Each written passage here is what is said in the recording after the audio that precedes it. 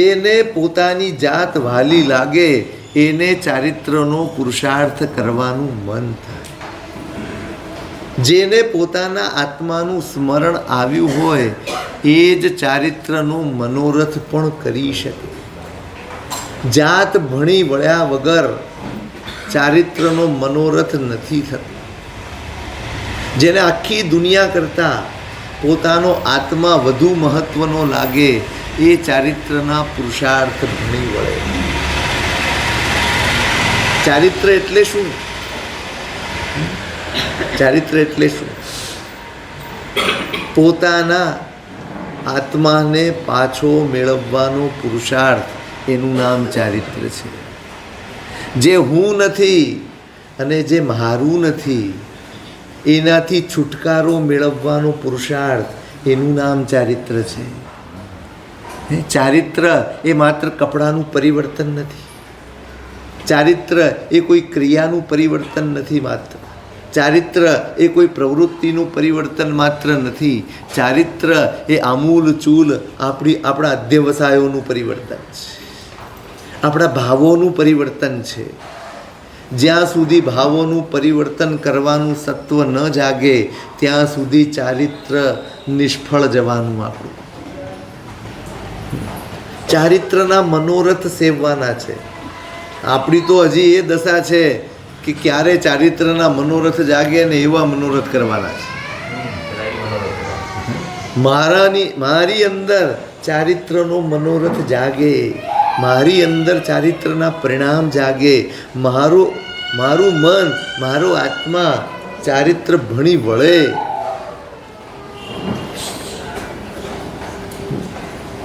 એવા દેવસાય હજી આપણે કરવાના છે. બહુ પાછળ છીએ આપણે, વાસ્તવમાં બહુ પાછળ છીએ. મહાપુરુષોએ આ મહેનત કરી છે આપણું ઘડતર કરવા. આપણે ખૂબ મનોરથો કરીએ છીએ જેનાથી આપણો સંસાર વધે, જેનાથી આપણું પરિભ્રમણ વધે. કયા મનોરથ જાગે? રોજ સવારે ઉઠીને કયા મનોરથ કરો? આપણે તો રાત્રે જ મનોરથો કરીને સૂઈ જઈએ ને. કયા કયા મનોરથ કરીને સૂઈ જાઓ? સવારે ઉઠીને નાહવાનું છે, ધોવાનું છે, ત્યાંથી શરૂ થાય. આ બધા મનોરથ છે આપણા. ટાઈમસર તૈયાર થઈ જઈએ, ટાઈમસર દુકાને પહોંચી જઈએ, ટાઈમસર ઓફિસે પહોંચી જઈએ, ટાઈમસર આ બધું. એ વચ્ચે આ બધું પતાવવાનું છે. દેરાસર પૂજા પતાવવાની છે,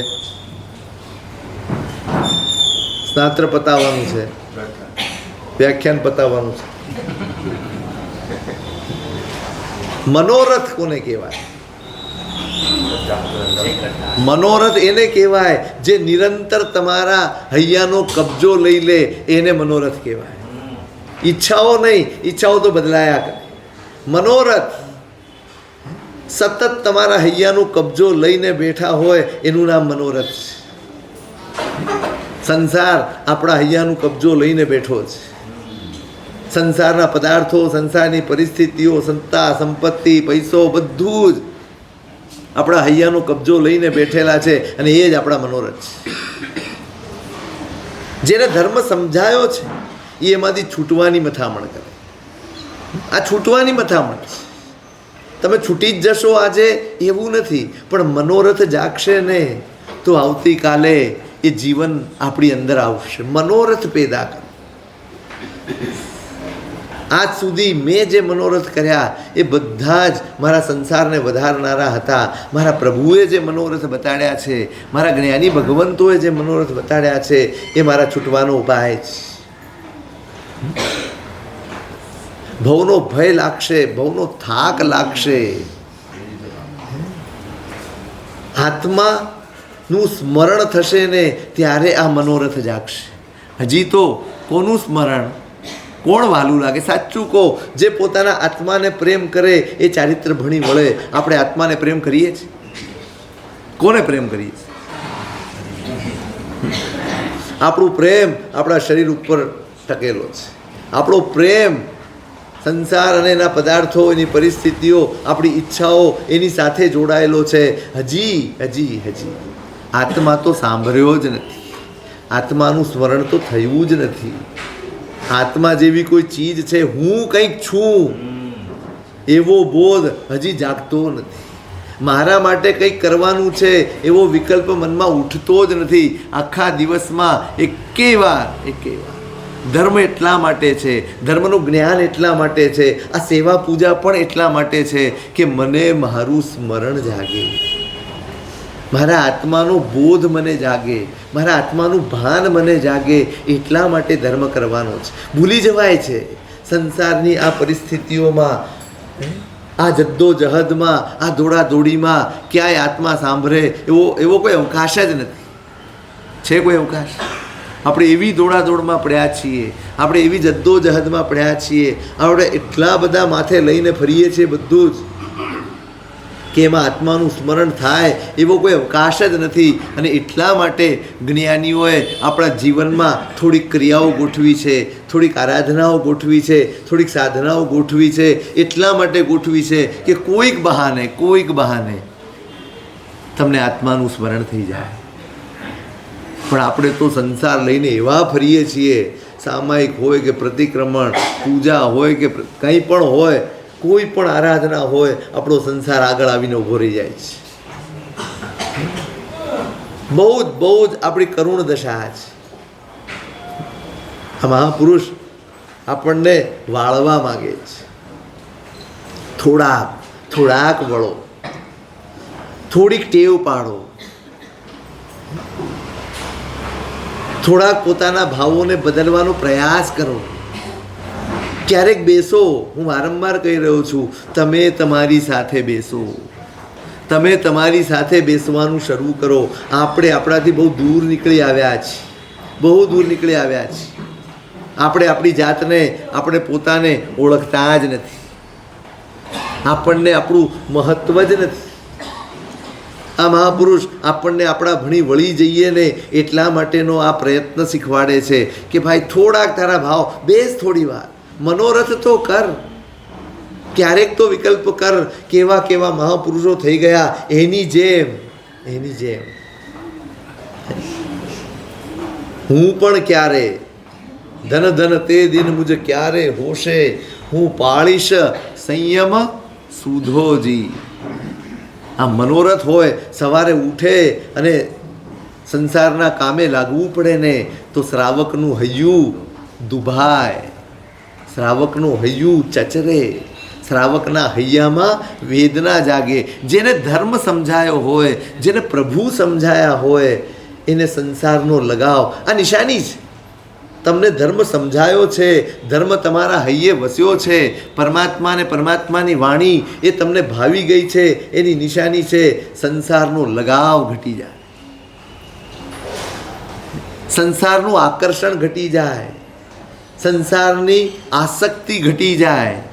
બસ સંસાર એ માત્ર આમ બસ ખેંચવાનો હોય, નભાવવાનો હોય. એક પોટલું માથે લીધું હોય, એક બેગ હાથમાં લીધી હોય અને વજન લાગતું હોય ત્યારે તમે શું વિચારો?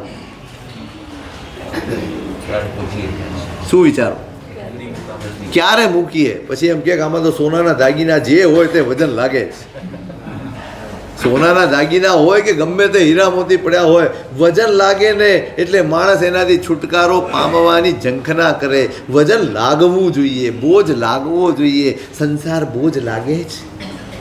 સંસાર એમ લાગે છે કે બસ હવે મૂકી દઈ, હવે આ મુકાય તો સારું, હવે છૂટાય તો સારું, એવું લાગે ખરું?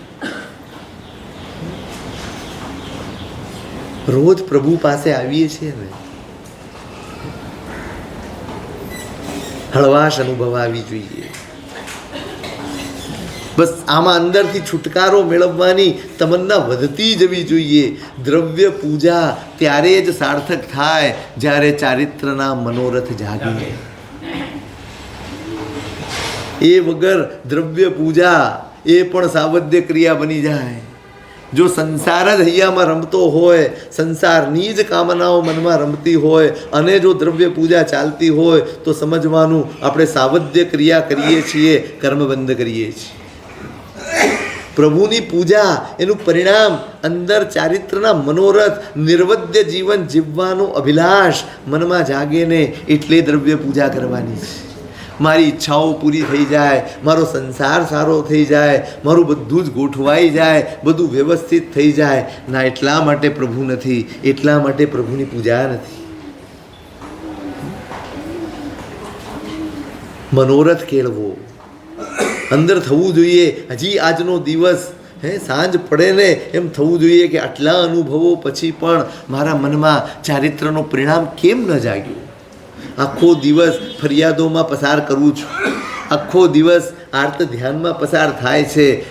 કેટલા સંકલ્પો, કેટલા વિકલ્પો, કેટલાના સંયોગો, કેટલા વ્યવહારો, એ બધાની સાથે રાગ અને દ્વેષની પરિણતિમાં જીવવું પડે છે. કટતું નથી, અંદર અકળામણ નથી થતી કે 24 કલાક રાગ દ્વેષની પરિણતિમાં જીવીએ. એના બદલે મારા પ્રભુએ કેટલો ઉત્તમ માર્ગ બતાડ્યો. અંદર અંદર કમસે કમ ભાવ તો જગાડો કે ક્યારે આ રાગ દ્વેષના કાદવમાંથી બહાર નીકળીને એ નિર્મળ જીવન જીવવાનો અવસર મને ક્યારે મળશે? ક્યારે? ત્યક્ત સંગો જીર્ણવાસા મલક્લિન્ન કલેવરઃ ભજન માધુ કરી મૃત્યુમ મુનિચર્યામ કદાશ્રય. કુમારપાળ મહારાજા રોજ સવારમાં આ બધા શ્લોકો બોલે. ગુરુ ભગવંતે ગોઠવી દીધા છે, ગુરુ ભગવંતે ગૂંથી દીધા છે. એ સવારના સ્વાધ્યાયમાં આ બધી ભાવનાઓ એ માત્ર બોલી ન જાય, એ ભાવિત થાય. અને એ ભાવિત થવાનું પરિણામ એ ત્રીજે ભવે મોક્ષે જશે.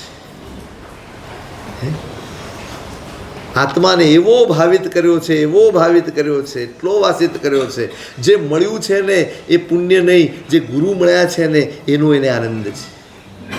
એ રાજા બન્યો છે, 18 દેશનો રાજા છે, આટલું મોટું સામ્રાજ્ય છે, આટલું મોટું સામર્થ્ય છે. ના, એની ખુશી નથી. એને ધર્મનો આનંદ છે, એને પ્રભુના વચનોનો આનંદ છે, એને આ ભાવનાઓનો આનંદ છે.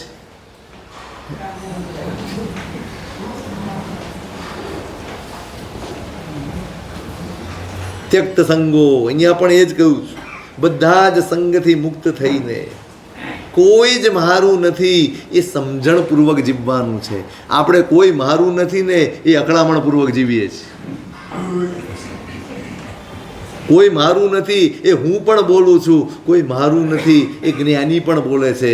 જ્ઞાની સમજણપૂર્વક બોલે છે, હું અકળામણપૂર્વક બોલું છું. જ્ઞાનીનું બોલેલું એ ધર્મ ધ્યાન છે, મારું બોલેલું એ અર્થ ધ્યાન છે. કોઈ મારું નથી. અકળામણ હોય ને ત્યારે અર્થ ધ્યાન છે, સમજણ હોય ત્યારે ધર્મ ધ્યાન છે. આખા દિવસમાં કેટલી વાર બોલતા આવીશ. આવા તો કેટલાય વૈરાગ્યના વાક્યો આપણા મોઢામાંથી નીકળતા હોય. વૈરાગ્ય તો ન કહેવાય. હું ગઈકાલે જ કહેતો હતો, રાત્રે આ બધા બેઠા હતા ત્યાં. વૈરાગ્ય નહીં, અકળામણ. આપણે અકળાઈએ છીએ, વૈરાગ્ય નથી પામતા. બધા એના સંગથી દૂર. સંગ ન જોઈએ, સાથ ભલે હોય, સંગ ન જોઈએ. જેમાં અપેક્ષાઓ છે, જેમાં આસક્તિ છે, જેમાં મહારાપણું છે, એ સંગ છે. સથવારો તો મુસાફરીમાં ઘણાની સાથે તમે નીકળો છો, કોઈને લઈને ઉતરો છો. તમે બસમાં ચડ્યા અને તમારી સાથે કેટલા બધા 60-70 જણા હોય, કોનું ધ્યાન રાખો તમે? તમે રસ્તામાં કોનું ધ્યાન રાખો? પોતાનું, અને પોતાનું જે હોય એનું. એ સિવાય કોઈનું ધ્યાન રાખો? અહીંયા શું કરવું? આ મુસાફરી જ છે. શું છે? આ મુસાફરીમાં નીકળ્યા છો, અહીંયા આ ભેગા થયા, ગઈકાલે કોઈક બીજું ભેગું થયેલું, આવતીકાલે વળી ત્રીજું ભેગું થઈ જશે. ક્યાં જ રહેવાના? કેમ આટલો બધો પ્રેમ કરો છો તો સાથે નહીં? આવતા ભવે રાહ જોશો ને એમ કીધું નહીં હોય કોઈને? હું 7 ભાવ સુધી રાહ જોઈશ. છેલ્લો ભાવ કોનો? એટલે આમની સાથેનો. હવે નવા શોધવા છે. આમની સાથેનો હવે છેલ્લો પતી ગયો, હવે થાકી ગયા. હવે બીજું નવા ટેસ્ટ જોઈએ ને, નવા પ્રયોગો જોઈએ ને. આ એ મુસાફરી છે. અહીંયાથી એ પસાર થઈ રહ્યા છીએ. બરાબર યાદ રાખજો, રોજ યાદ કરજો એકવાર, પસાર થઈ રહ્યા છીએ. મારું ધ્યાન રાખવું એટલી જ મારી યાત્રામાં ફરજ હોય, કર્તવ્ય હોય, સમજણ હોય, એ સિવાય કાંઈ નહીં. ત્યક્ત સંગો, બધા જ સંગનો ત્યાગ કરીને બસ સૌ છે જે સાથે જોડાયેલા છે એનું જેટલું મારાથી કલ્યાણ થઈ શકે એટલું કરવાનું, એમનું ભલું થઈ શકે એટલું મારે વિચારવાનું, બાકી પોતાની જાતનું ભલું કરતાં કરતાં આગળ નીકળી જવાનું. આ ધર્મ છે, આ ધર્મ છે. તમે રહો, તમે સંસારમાં હો, તમારામાં સંસાર ન હોય, આ ધર્મ છે. તમે સંસારમાં હો, મજબૂરી છે, કર્મો છે, ભોગાવલી છે, બધું જ છે, એટલે રહેવું પડે. પણ રહેવું પડે છે એવા બોધ સાથે રહે. મારે રહેવું છે, મને ગમે છે, હવે આમ કરીએ, હવે તેમ કરીએ, હવે આમ નહીં, એ મનોરથમાં ન જીવે. સતત સૌનું મારી સાથે જે જોડાય એનું ભલું થવું જોઈએ, મારી સાથે જે જોડાય એનું કલ્યાણ થવું જોઈએ. પેલી મદાલસા એના દીકરાઓને પાલનામાં ઘોડિયામાં સંભળાવે, શુદ્ધોસી બુદ્ધોસી નિરંજનોસી સંસાર માયા પરિવર્જિતોસી. ભાઈ, તું ભલે આ શરીર ધારણ કરીને આવ્યો છે, પણ તું આ નથી. તું તો શુદ્ધ છે, બુદ્ધ છે, નિરંજન છે. આ સંસારની જે માયા છે ને એ બધાથી અળગો. તું સાવ જુદો છે, તારું સ્વરૂપ જુદું છે, તારો પ્રભાવ જુદો છે, તારું સામર્થ્ય જુદું છે. તું ભૂલ્યો છે, તું ભટક્યો છે ને, માટે તું આ બધાને પોતાના ગણીને તારી શક્તિને ઓળખતો નથી, તારા સામર્થ્યને તું ઓળખતો નથી. એને ઓળખજે. એને એક દીકરાઓને એક પછી બીજો પછી ત્રીજો 7 દીકરાઓને સંન્યાસના માર્ગે વળાવી દીધા. એ મહાન છે.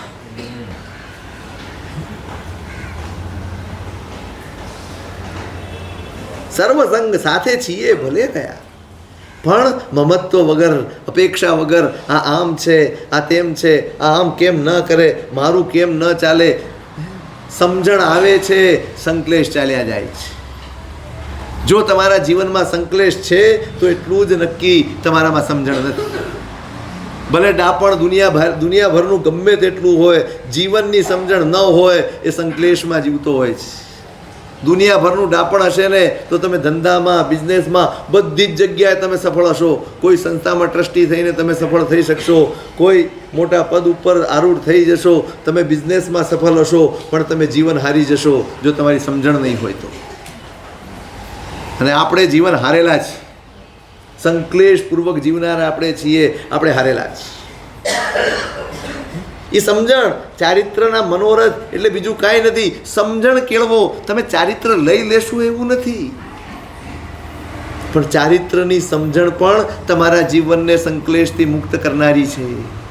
માત્ર ચારિત્રની સમજણ, એટલી સમજણ પણ આવી જાય ને કે ચાલો આપણે ચારિત્ર નથી લઈ શક્યા, પણ ચારિત્રમાં જેવું જીવન જીવવાનું છે ને એવું જીવન જીવવાનો પ્રયત્ન જેટલા પણ અંશે મારાથી સંભવ હોય એટલું તો હું કરી જ શકું એમ છું.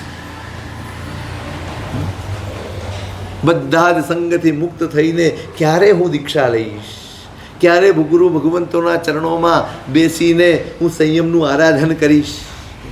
બધા જ સાવધ્ય યોગનો ત્યાગ, નિર્વદ્ય સંયમની આરાધના, એનું આચરણ એ કરીને અપરિબદ્ધોય વિહરિસમ. કેવી રીતે વિહાર કરે સાધુ? અપ્રતિબદ્ધ, ક્યાંય બંધાઈને નહીં, ક્યાંય રાગથી નહીં. આ મારું છે કે આ મારું થઈ જાય એના કોઈ પ્રયત્ન ન કરે. એ તો સતત એમ વિચારે, સંસારમાં જ્યાં સુધી હોય ને ત્યાં સુધી એમ વિચારે કે આ કાજલની કોટડી છે, એમાંથી જેટલા બચીને નીકળી જવાય. એક રસ્તો હોય, હમણાં વરસાદ ખૂબ છે, કોઈક રસ્તે કાદવ થઈ ગયા હોય અને તમારે ચાલીને જવાનું હોય તો કઈ રીતે ચાલો?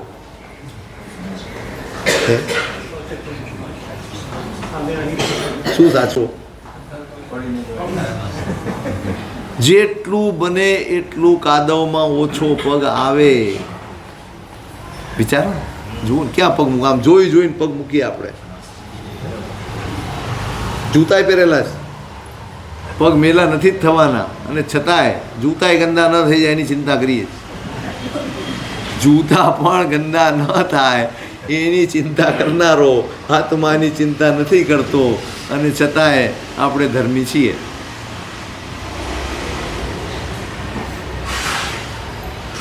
આમ જ્યાં કાદવ ન હોય અથવા ઓછામાં ઓછો હોય એવી જગ્યાએ પગ મૂકીને, કેમ કે લપસી જવાનો એ ભય ખરો, લપસી જવાનો પણ ભય ખરો, કેટલું સાચવીને પગ મૂકીને આપણે બહાર નીકળીએ, રસ્તો પસાર કરીએ. બસ આ જ ધર્મ છે. સાચવીને સંસારમાંથી નીકળી જવું ને એનું નામ ધર્મ છે. સાચવીને પગલાં માંડવા, બસ આ જ મનોરથ છે.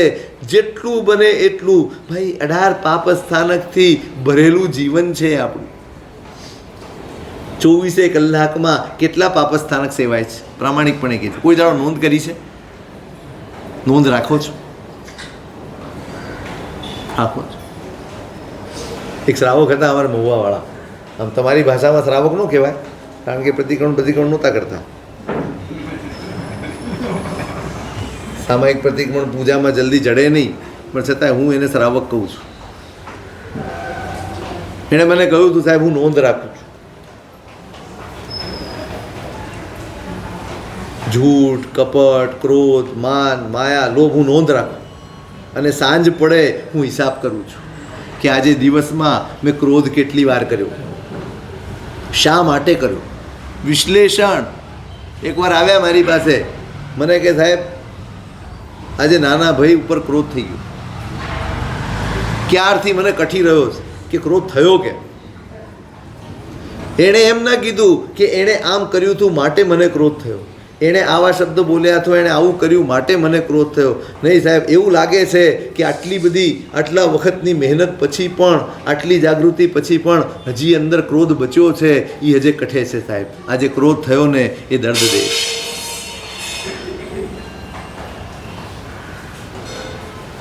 શ્રાવક કહેવાય કે એને જ કહેવાય? આટલી જાગૃતિ હોય ને એને શ્રાવક કહેવાય. આપણે નોંધ રાખીએ છીએ, આખા દિવસમાં આટલા પાપ સ્થાનકો સેવીએ છીએ, કારણે અને વગર કારણે. ક્યારેક બેસીને હિસાબ કરજો. આપણું પ્રતિક્રમણ છે ને, આપણી સામયિક છે ને, ખરેખર હિસાબ લેવાની ક્રિયા હતી, આપણે ભૂલી ગયા છીએ. હિસાબ લેવાનો હતો પોતાનો કે આજે શું શું કર્યું, કારણે કેટલું કર્યું, અનિવાર્ય સંયોગોમાં કેટલું કર્યું, અને ટાળી શકાય છતાંય કેટલું કર્યું. ટાળી શકાય એવા દોષો પણ આપણે ટાળતા નથી. વીરતી સુધી પહોંચી જશો. અહીંયા તો સઘળાએ સાવધ્ય યોગોનો ત્યાગ કરીને, નિર્વધ્ય સંયમ જીવન અંગીકાર કરીને વિહરવાનો મનોરથ છે. પણ જ્યારે સંસારમાં છીએ ત્યારે જેટલા ટાળી શકાય એટલા સાવધ્ય યોગોને ટાળવાનો પુરુષાર્થ આપણે કરીએ છીએ. કરવો જોઈએ એવું લાગે છે. કેટલા છોડી શકો? ક્યારેક તો હિસાબ કરતો બેસજો ક્યારેક કે 18 પાપ સ્થાનકોમાંથી આખા દિવસમાં જેટલા સેવીએ છીએ કે જે કંઈ પણ કરીએ છીએ, આજનો દિવસ તમારો ખાલી એમ વિચારજો, આજનો દિવસ એમાં કેટલું ટાળી શકાય એમ હતું અને છતાંય મેં ન ટાળ્યું. કેટલું ટાળી શકાય એમ હતું.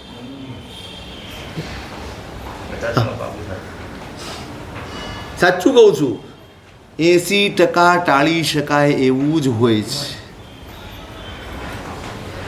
કરવું જ પડે એવું બહુ ઓછું છે.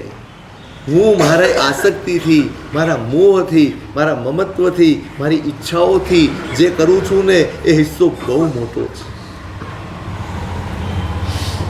ઈચ્છાઓથી થતા પાપ, એમાંથી બચીએ ને ત્યારે શ્રાવક. અનિવાર્ય હોય એટલા જ સેવન કરે, એ સિવાય સતત બચવાની મહેનત કરે, સતત સાવધાન રહીને જીવે, તે શ્રાવક છે. અને એટલા પણ કઠે ને ત્યારે આ મનોરથ જાગે કે પ્રભુ આટલાય પાપ કરવા પડે. આ શરીર છે માટે, આ પરિવાર છે માટે, આ બધા કર્તવ્યો છે માટે આટલાય પાપ મારે કરવા પડે છે. એ કઠે અંદર, એ પીડા ઉપજાવે અંદર, અને પછી એમાંથી મનોરથ જાગે કે પ્રભુ ક્યારે હું બધા જ જીવોને અભયદાન આપીશ. મારા નિમિત્તે, મારા થકી કોઈ પણ જીવની હિંસા ન કરવી પડે એવું જીવન, સાવધ્ય, જેનાથી મારા આત્માનું અહિત થાય તેનું નામ સાવધ્ય. બસ સાવધ્ય એ છે. મારો એક શબ્દ પણ જો મારું અહિત કરતો હોય તો એ સાવધ્ય છે. મારો એક વિચાર પણ મારા આત્માનું અહિત કરતો હોય તો એ વિચાર પણ સાવધ્ય છે. મારી એક પ્રવૃત્તિ પણ મારા આત્માનું અહિત કરતી હોય તો એ સાવધ્ય છે. આત્મા પ્રત્યે જ્યારે હું જાગૃત નથી હોતો ત્યારે હું સાવધ્યમાં હોઉં છું. બસ આત્મા ભણી જાગૃત રહેવું, આટલો જ તો ધર્મ કયો છે પ્રભુએ. બીજો કયો ધર્મ કયો છે? અને જાગૃતિ વધે, એ જાગૃતિ સ્થિર બને એટલા માટે આ બધી જ ક્રિયાઓ આપણને દેખાડી છે. એ આ ક્રિયા કરતાં કરતાં કરતાં કરતાં કરતાં તારી આત્મા પ્રત્યેની જાગૃતિ વધે, તારી સાવધાની વધે, તારા આત્માને નો ભાર હળવો થાય એ માટે તું જાગૃત બને એટલે ક્રિયાઓ બતાવી. સર્વ સાવધ્યનો ત્યાગ કરીને અનવદ્ય નિર્વદ્ય સંયમમાં ઉદ્યમ કરતો કરતો કરતો ગામમાં નગરમાં અહીંયા ત્યાં અપરિબદ્ધોય વિહરીશમ. ક્યારે હું વિહરીશ? ક્યારે આમાંથી મુક્ત થઈશ? ક્યારે? ક્યારેક તો બેસજો. મેં તે દિવસે પણ કહ્યું હતું, મહાપુરુષોના જીવનને છે ને વાગોળો. એ જીવન આપણે આજે તો જીવી શકીએ એમ નથી, પણ એવું જીવન આપણી અંદર આવે, એવો પુરુષાર્થ આપણી અંદર પ્રગટે, એવો પુરુષાર્થ કરવાનું મન જાગે ને મન પણ પ્રગટે તોય ઘણું થઈ જાય.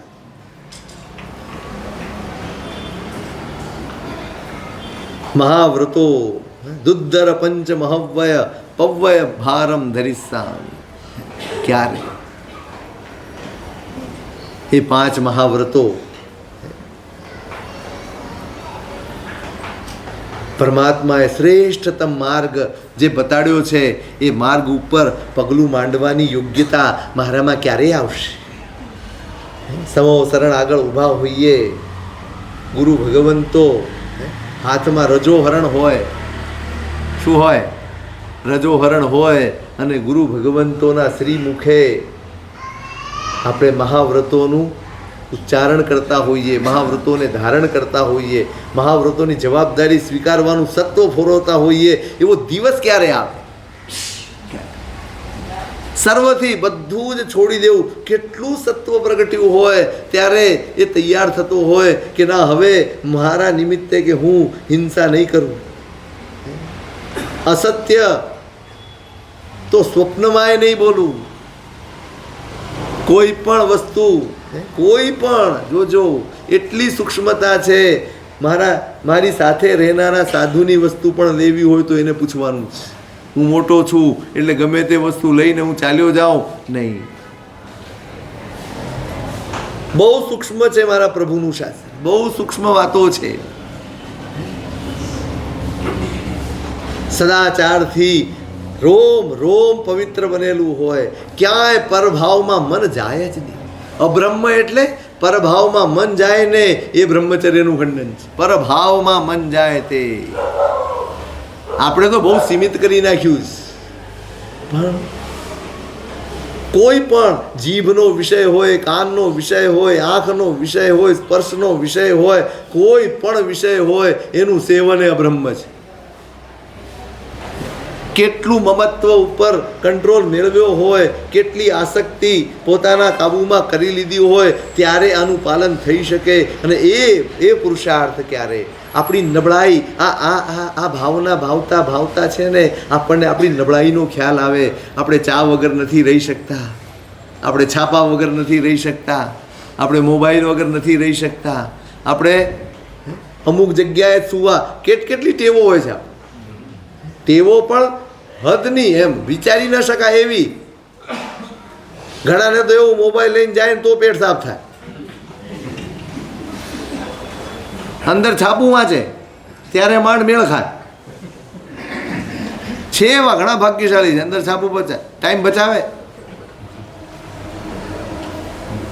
કેવી કેવી ટેવો, કેવી કેવી નબળાઈઓ આપણા જીવનમાં ઘર કરી ગઈ છે અને આપણે એને આનંદથી સ્વીકારી લીધી છે. એમાંથી બહાર નીકળવાનો મનોરથ નથી જાગતો. અને આ રોજ તમને રોજ સાધુના દર્શન થાય. તમે વ્યક્તિના દર્શન કરો છો, તમે પુરુષાર્થના દર્શન નથી કરતા. માટે તમારી અંદર છે ભાવના નથી જાગતી. શેના દર્શન કરો છો? આજે તો ફલાણા મહારાજ મળી ગયા, શેના દર્શન? નહીં, વ્યક્તિ ભૂલી જાઓ, વ્યક્તિ ભૂલી જાઓ. ચારે બાજુના રંગ રાગના વાતાવરણની વચ્ચે એ પુરુષાર્થ કરવા માટે એણે પગલું માંડ્યું છે ને, એ પુરુષાર્થના દર્શન કરજો. વ્યક્તિ ગૌણ છે, વ્યક્તિ સાવ ગુણ છે. કોઈ પણ હોય, સાવ નાનો સાધુ હોય કે સાવ મોટા ગચ્છાધિપતિ હોય, જે પણ હોય, બધા જ આ રંગરાગના વાતાવરણમાં, આ ભોગ વિલાસના વાતાવરણમાં, આ ચારે બાજુની આસક્તિના વાતાવરણમાં એ પોતાના મહાવ્રતને કઈ રીતે જાળવતા હશે. તમે કલ્પના તો કરજો, એકવાર તો કલ્પના કરજો. આપણે માંડ એક બાધા લીધી હોય ને, અઠવાડિયા માટે કે મહિના માટે, એમાં જો ઘરમાં પ્રસંગ આવી જાય કે એવું કોઈ નિમિત્ત આવી જાય, ભાઈબંધો મળી જાય અને એ જ વસ્તુ લાવીને મૂકી દે ને સામે, હાલું યાર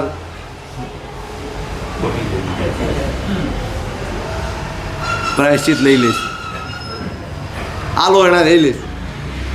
નબળા પડી જઈએ, ભાવ આવી જાય, મનમાં પરિણામ આવી જાય.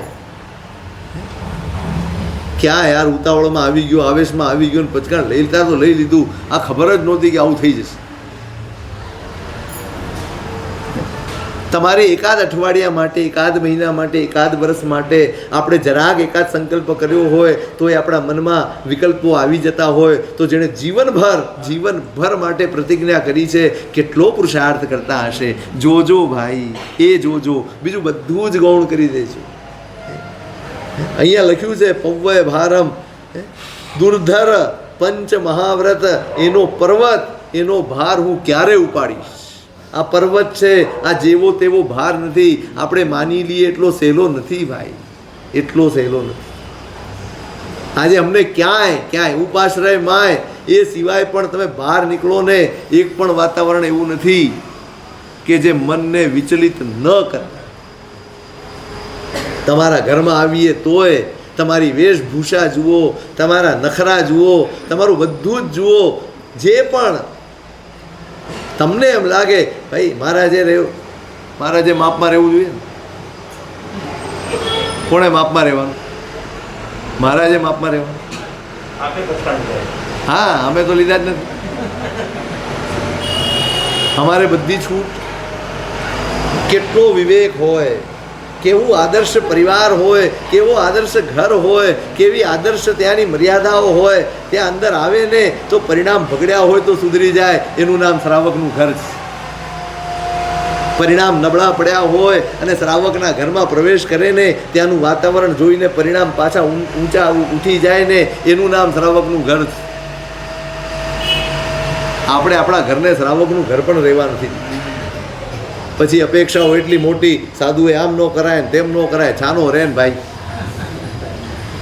ચોક્કસ ન કરાય, બધી વાત સાચી. પણ તમે શું સહયોગ કરશો અમને? તમે શું સહયોગ કરશો? ખાલી ઠપકા આપવાના કામ કરશો? ખાલી ચિકિત્સાઓ કરશો? ખાલી પંચાયત કરશો? ખાલી દોષો છિદ્રો દોષો શું કરશો? આ બધા ધંધા કરશો? સહયોગ કરો. એ પણ જીવ છે, એ પણ કર્માધીન છે, એ પણ ભવિતવ્યતાને અધીન છે. બધા જ જીવો છે, એ પુરુષાર્થ કરી રહ્યો છે. એમાં બળ પૂરવાનું કામ શ્રાવકે કરવાનું. પણ ક્યારે બને? તમારા હૈયે આ વસ્યું હોય તું, એટલે મનોરથ કરવાનો, એટલે મનોરથ કરવાનો કે આપણા હૈયે આ ભાવો વસે. આ ભાર હું પણ ઉપાડી શકું એટલું સત્વ પ્રગટે, આટલી ભાવના હશે ને તો જે ઉપાડીને ચાલતો હશે ને તો તમને એમ થશે નહીં, એને સહયોગ કરો, એને મદદ કરું, એને સહાય કરું, એની પડખે ઊભો રહું, એના પરિણામ ઉચકાય એવું હું કરું, એમ મન થશે. નહીંતર ચિકિત્સા કરવાનું મન થશે, નહીંતર પંચાયત કરવાનું મન થશે, નહીંતર દોષો જોવાનું મન થશે. પરિણામ બનાવજો. હું પણ ક્યારે આ ભાર ઉપાડવાને સમર્થ બનું, આવું પરિણામ મને ક્યારે આવે? આ છે ને અહીં બેસીને કરજો. આ જેટલા ભાવો છે અહીં પરમાત્મા આગળ બેસજો. સાંજે આવવું જોઈએ ભગવાન પાસે. આરતી ખાલી ઉતારવાની નથી. થોડી વાર શાંતિથી એ ભગવાન પાસે બેસીને પ્રભુ આપે જે માર્ગ ઉપદેશ્યો એ માર્ગ ઉપર પગલું માંડું એવા ભાવ તો જગાડી દો, એવા પરિણામ તો મારી અંદર જગાડી દો. એ પ્રાર્થના માટે આવો. મનોરથ કરે શ્રાવક, એ જોઈને મનોરથ કરે. આ સાધુઓ આટલો પુરુષાર્થ, એક નાના બાળ મુનિને તમે જતા જુઓ અને અંદર એમ થવું જોઈએ કે 8 વર્ષે 10 વર્ષે 15 વર્ષે આ સુખ સાહેબીમાં ઉછરેલો જીવ સતત સુખમાં રહેલો બધા જ કમ્ફર્ટ ઝોન તોડીને જો આપ કરી શકતું હોય તો હું કેમ ન કરી શકું? શું ઉણપ છે મારામાં, શું ખૂટે છે મારી અંદર? ક્યારેક તો વિચારો. તમે નીકળી ન શકો, હું એની સામે વાંધો નથી લેતો કે તમે નથી નીકળતા, પણ તમે કેમ નથી નીકળતા એનું વ્યાજબી કારણ તો તમારી પાસે હોવું જોઈએ ને. કોઈક વ્યાજબી કારણ છે? ક્યારે વિચાર્યું છે?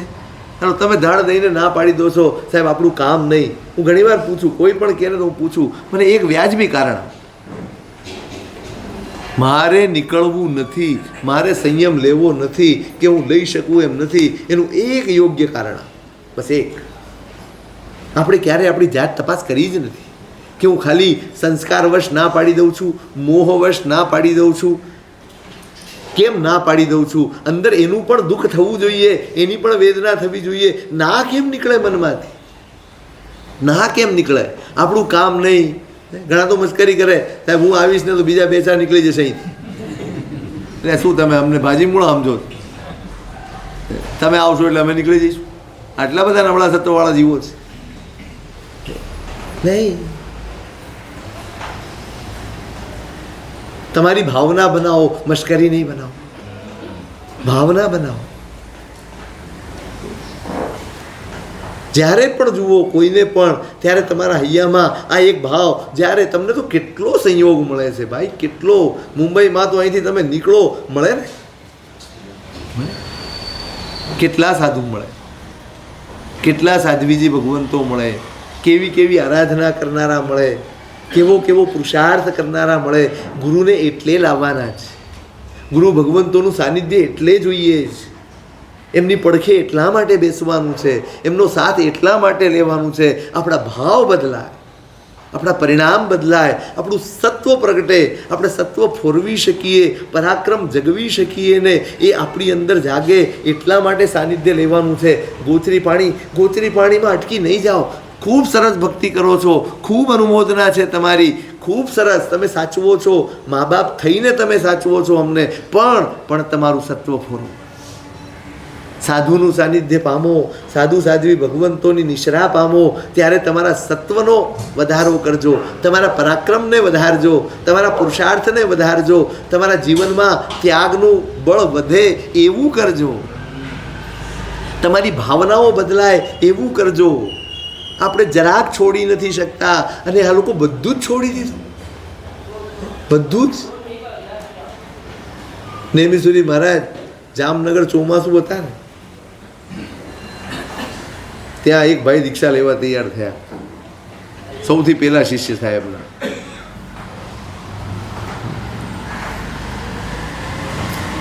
ચેન સ્મોકર, સખત બીડી પીવે, પણ બસ સાહેબના વ્યાખ્યાન સાંભળીને એને મન થઈ ગયું કે આ બધું છોડવું છે. છોડી શકાય? ધારો કે કોઈને કે તમને એમ કે મારું મન થયું છે, તમે શું પહેલું વાક્ય શું કરે? શું કહો તમે? અરે આ બીડી તો છૂટતી નથી ને,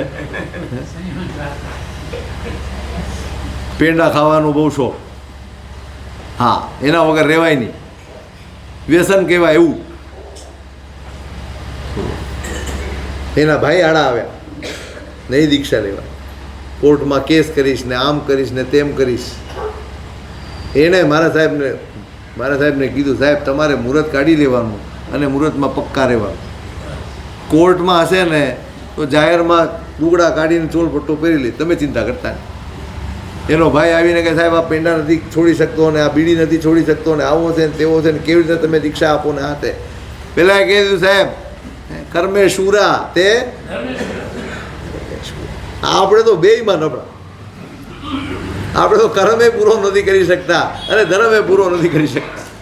આપણે તો બધા એમાં નબળા. અને છોડ્યું અને જાહેરમાં છોડી બતાડ્યું. એક ક્ષણમાં બધું જ છોડી બતાડ્યું. પરાક્રમ ફોરવવું પડે. હવે જોઈશ, હવે વિચારીશ, હવે ટ્રાય કરીશ. હે ટ્રાયમાં ટીની જગ્યાએ સી આવી જાય પછી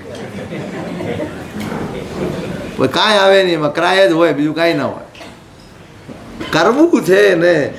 પેલા ધન્નાજી એ જ કીધું હતું સારીભદ્રને, શું આ એક છોડે? હે આ સાવ નમાલો થયો છે, આટલું બધું નબળું. એક છોડવું જ છે તો છોડ ચાલ. જેને છોડવું જ છે, આલંબન તમારી પાસે છે. હું એ કહી રહ્યો છું, આલંબન તમારી પાસે છે. શ્રેષ્ઠ પ્રભુના શાસનની આરાધનાનું, પ્રભુના શાસનના પુરુષાર્થનું આલંબન તમારી પાસે છે. આપણે નબળા કેમ હોઈએ? આટલા આલંબનો આપણી પાસે હોય તો આપણી અંદર આવા ભાવો કેમ ન જાગે? તમે વંદન કરો, તમે અનુમોદના કરો, તમે બધું જ કરો અને પરાક્રમ ન કરો તો એ વંદને નકામા તમારે, એ અનુમોદના એ નકામી. અનુમોદના અને વંદન ત્યારે સાર્થક ગણાય જ્યારે તમારી અંદર પરાક્રમ જગાવે. પરાક્રમ જાગે નહીં તો એ અનુમોદના શા ખપની? એ પછી વખાણ થઈ ગયા. વખાણ શું? સારું લગાડીને જતા રહેવું, એનું નામ વખાણ.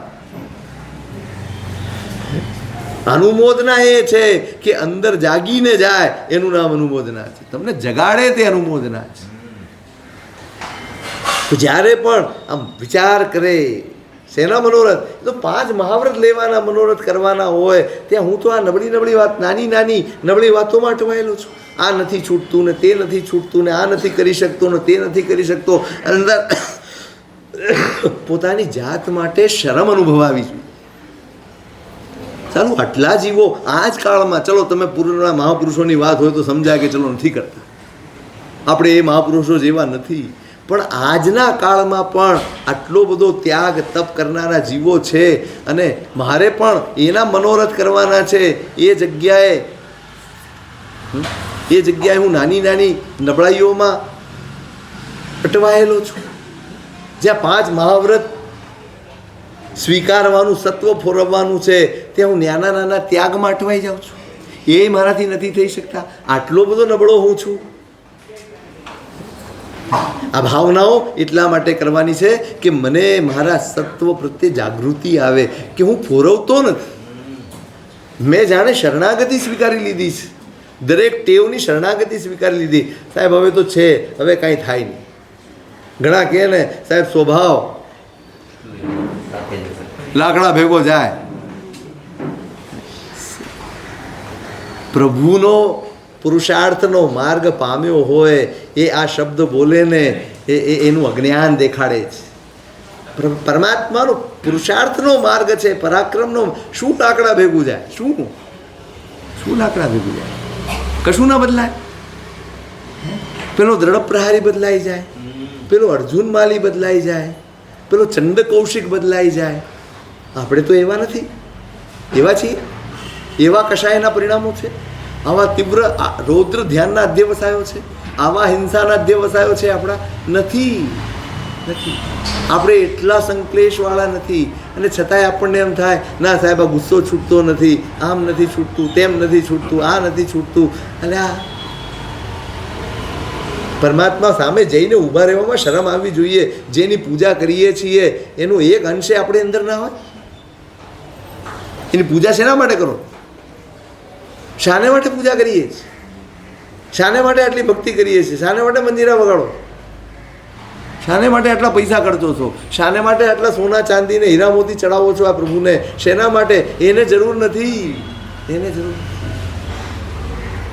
એ પ્રભુની અંદર રહેલા પરાક્રમનો એક અંશ મારી અંદર આવે અને મારી નબળાઈઓ ટળે એટલા માટે, બસ આ નબળાઈઓ ટાળવા માટે આ પ્રભુનું આલંબન છે, આ નબળાઈઓ ટાળવા માટે આ ગુરુ ભગવંતોનું આલંબન છે, આ નબળાઈઓ ટાળવા માટે આ જ્ઞાનનું આલંબન છે, આ સ્વાધ્યાયનું આલંબન છે, આ ક્રિયાઓનું આલંબન છે. નબળાઈ ટાળવા માટે છે, આ ક્રિયાઓ પતાવવા માટે નથી, આ ક્રિયાઓ રોજનો નિયમ લઈને કર કરવા માટે નથી, નિયમ લઈને જાગવા માટે છે. રોજ કરતા કરતા કરતા તમારો માયલો જાગે, તમારો પુરુષાર્થ જાગે અને તમને એમ લાગે ના હું કંઈક અલગ કરી શકું એમ છું. અરે આટલા કષાયમાં જીવનારો જીવ એ તો તિર્યંચ ગતિમાં છે. કઈ ગતિમાં છે? તિર્યંચ ગતિમાં છે, જ્યાં સમજણનો છાંટોય મળવો મુશ્કેલ છે એવી ગતિમાં જેણે બચપણથી જન્મ્યો ત્યારથી જેણે આ કષાયના ભાવો સેવ્યા હોય અને એક ક્ષણમાં એ કષાયો ઓગળી જાય, ઓગળી શકે?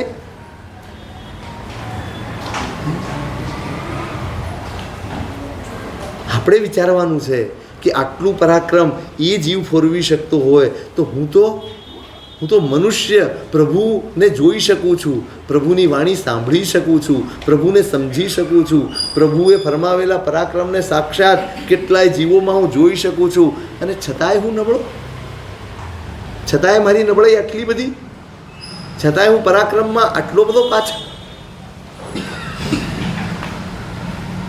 ક્યારે આ સત્વ પ્રગટે ને માટે ભાવના ભાવ છું.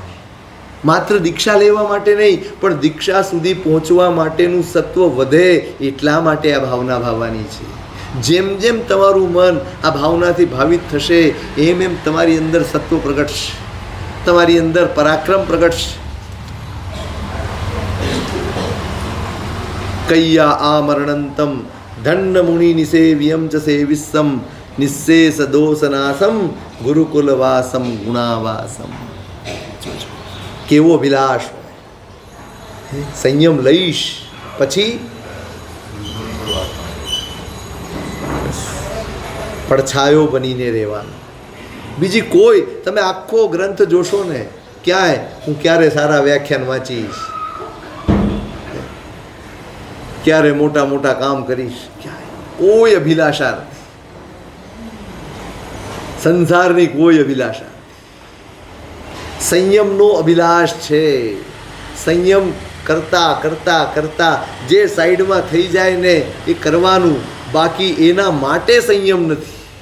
હું એ મનોરથમાં જીવું કે મારી નિસરામાં સંગ નીકળે, હું એ મનોરથમાં જીવું કે મારી નિસરામાં પ્રતિષ્ઠા થાય, હું એ મનોરથોમાં જીવું કે મારી નિસરામાં અંજન શલાકા થાય. નહીં, મનોરથ માત્ર સંયમના હોય, મનોરથ માત્ર પરમાત્માની આજ્ઞા પાળવાના હોય. એની સાથે જોડાઈને જે કંઈ સાઈડમાં આવી જાય નિર્લેપ ભાવે બધું જ કરીને સંયમમાં સ્થિર રહેવું, આ જ અભિલાષ.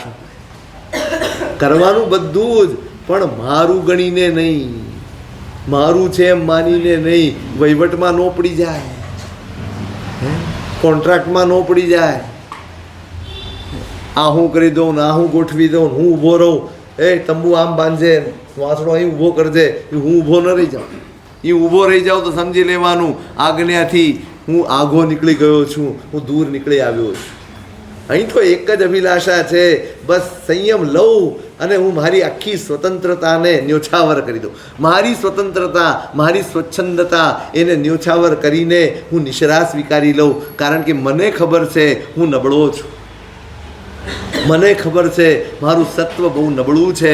હું એકલો કાંઈ નહીં કરી શકું, હું એકલો ઝઝૂમી નહીં શકું, હું એકલો જૂજી નહીં શકું, હું એકલો આ બધી પરિસ્થિતિઓનો સામનો નહીં કરી શકું. મારે આલંબન જોઈશે, મારે આધાર જોઈશે, મારે આંગળી જોઈશે, અને એ મારા ગુરુની આંગળી પકડીને મારે આખું જીવન પસાર કરી દેવું છે. વિચારવું જ નથી કે હું ક્યારે આમ કરું ને તેમ કરું, બસ હું તો સાથે રહું, હું નિશ્રામાં રહું. આ મરણંતમ, મારો અંતિમ શ્વાસ નીકળે.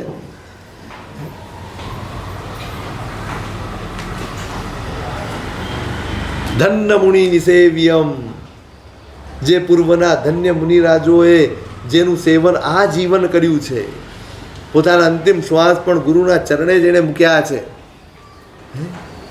એવું નિશેષ દોષનાસમ. કેમ કે હું અહીંયા દોષોથી લડવા આવ્યો છું. હું મારા પુણ્યને ભોગવવા સંયમ લઈને નથી આવ્યો, હું મારા દોષોનો નાશ કરવા અહીંયા આવ્યો છું. સંયમ શેના માટે છે? પુણ્યના ભોગવટા માટે સંયમ નથી, દોષોના નાશ માટે સંયમ છે. જ્યારે દોષોનો નાશ ગૌણ થઈ જાય અને પુણ્ય મુખ્ય થઈ જાય ને ત્યારે સંયમ વેડફાઈ જાય. પુણ્યનો ભોગવટો મુખ્ય નથી, અહીં તો દોષોનો નાશ. પુણ્યનો ભોગવટો તો હું એકલો બી કરી શકીશ, મારું પુણ્ય જેટલું સાથ આપશે મને બધું જ મળી રહેશે, પણ દોષોનો નાશ કરવો હશે તો ડગલે ને પગલે મારે ગુરુની જરૂર પડશે, ગુરુના વચનની જરૂર પડશે, ગુરુની નિશ્રાની જરૂર પડશે, ગુરુની છાયાની જરૂર પડશે, અને એના વગર હું મારા દોષોનો સામનો કરી શકવા માટે સમર્થ નથી. પુણ્ય તો ઉલટાના નબળા પાડી નાખનારું તત્વ છે. દોષોને ગૌણ કરાવી દે અને જાઓ જલાલીને મુખ્ય કરાવી દે, એનું નામ પુણ્ય છે. સંયમ તો દોષો પ્રત્યે નજર હોય નહીં. લડવાનું તો હજી બહુ બાકી છે, હજી તો આખું યુદ્ધ બાકી છે, આમાં પડવા જેવું.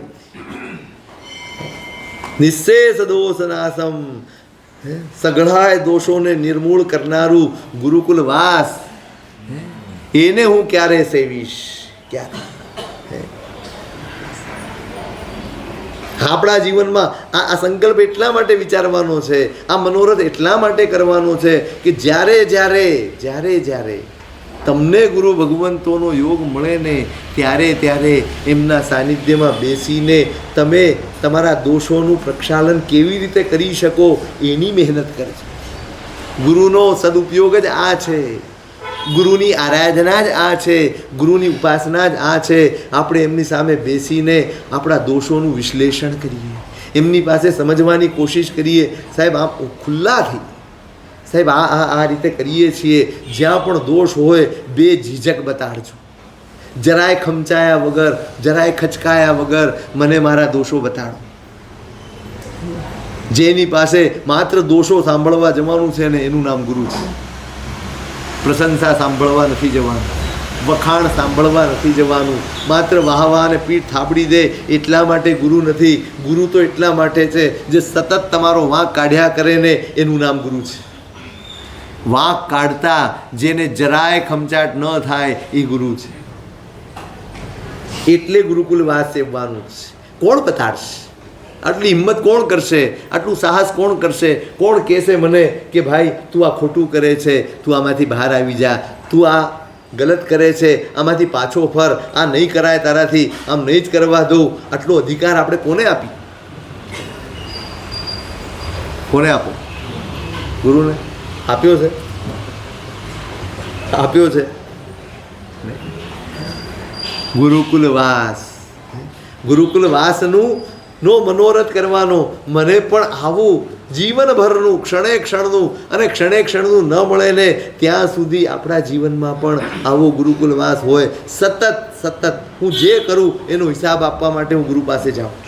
દર 3 મહિને, દર 6 મહિને ગુરુ ભગવાન પાસે પહોંચી જવાનું. સાહેબ 6 મહિનાનો હિસાબ લઈ લો અને જે પણ ભૂલ હોય દેખાડો અને જે પ્રાયશ્ચિત હોય એ આપો. ત્યારે ગુરુકુલ વાસ છે. તો આ મનોરથ માળા ચારિત્રની મનોરથ માળા છે, પણ આપણે એમાંથી શીખવાનું છે કે આપણા જીવનમાં આમાં કેટલા કેટલા અંશે આપણે આ બધા ભાવોને જીવનમાં લાવી શકીએ એમ છીએ, આ બધું જ આપણા જીવનમાં પ્રગટાવી શકીએ એમ છીએ. એ વિચારીશું એનું વિશેષ સ્વરૂપ તે અગ્રાધિકાર.